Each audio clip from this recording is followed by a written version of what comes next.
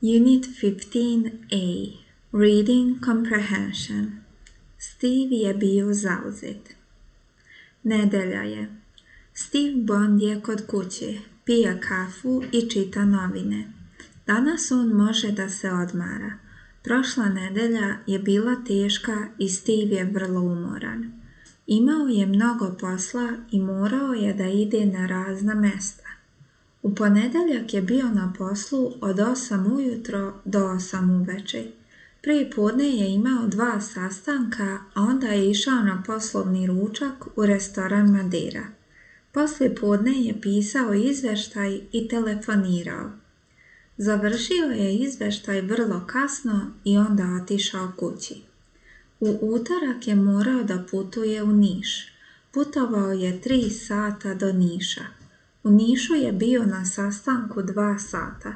Ručao je s kolegama, a poslije ručka je šetao po centru Niša. Pola sata kasnije je morao da pođe u Beograd. Došao je kući vrlo kasno, oko 10 uveče.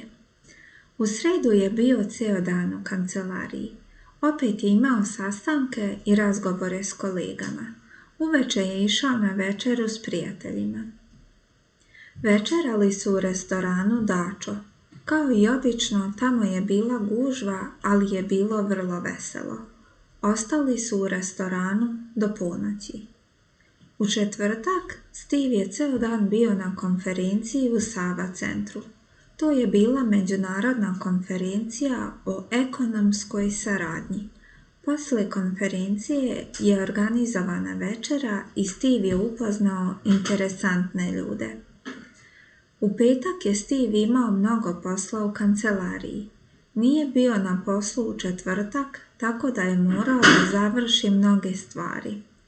Nije imao vremena da ide na ručak, pa je samo kupio sendvič i jeo u kancelariji. Otišao je kući oko 8 uveče. Bio je vrlo umoran. U subotu je išao u kupovinu prepodne. Poslije podne je učio srpski jezik.